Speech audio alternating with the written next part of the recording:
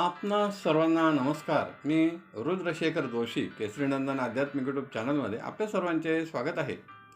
आज आपण या व्हिडिओत जाणून घेऊया पापमोचनी एकादशीची व्रतकथा.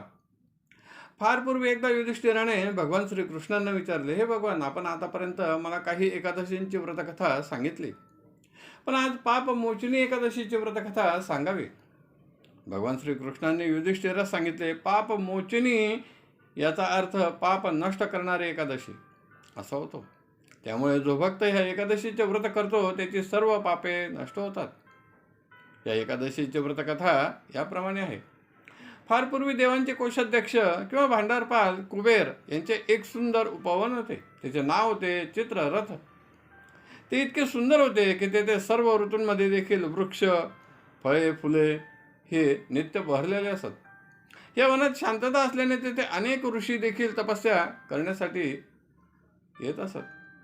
त्याच वनात मेधावी नावाचे ऋषी भगवान शंकरांची तपस्या करीत होते. एकदा भगवान शंकरांनी कामदेवास भस्म केले होते.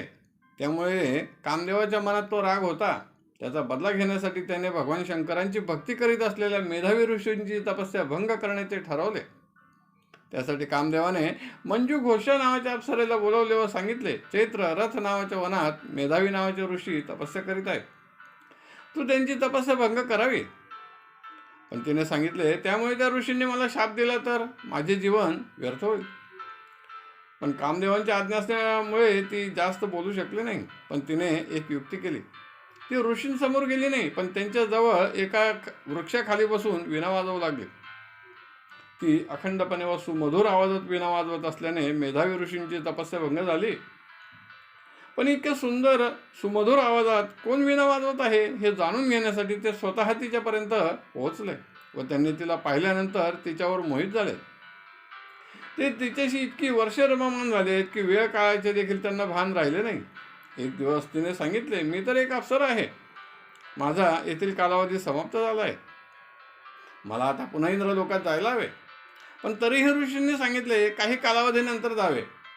असे करीत बरीच वर्षे लोटली. ज्यावेळी तिने सांगितले, आज मला जायलाच हवे, तेव्हा मेधावी ऋषींच्या लक्षात आले, आपण तर भगवान शंकरांची तपस्या करीत होतो, पण हिच्यामुळे आपल्या जीवनाची 57 वर्षे निघून गेली.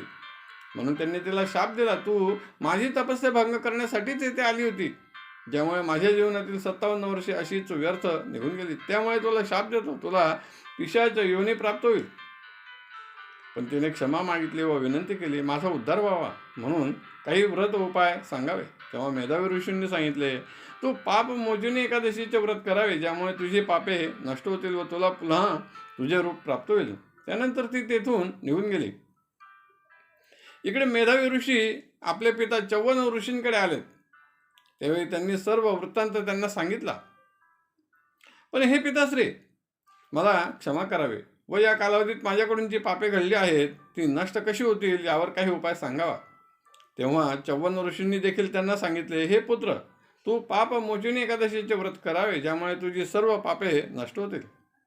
त्यानुसार तिकडे मंजू घोषा नावाच्या अप्सरेने पापमोचनी एकादशीचे व्रत केले, ज्यामुळे तिला पिशाच योनीतून मुक्ती मिळाली व पुन्हा अप्सरेचे रूप प्राप्त झाले. इकडे मेधावी ऋषींनी देखील पापमोचनी एकादशीचे व्रत केले, ज्यामुळे त्यांची देखील सर्व पापे नष्ट झालीत व त्यांचाही उद्धार झाला.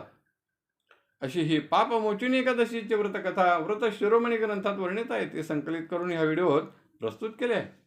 आपणास आवडले असेल तर जरूर लाईक करा, शेअर करा आणि व्हिडिओच्या खाली असलेल्या सबस्क्राईब शब्दावर जरूर क्लिक करा. धन्यवाद. नमस्कार. जय केसरीनंदन.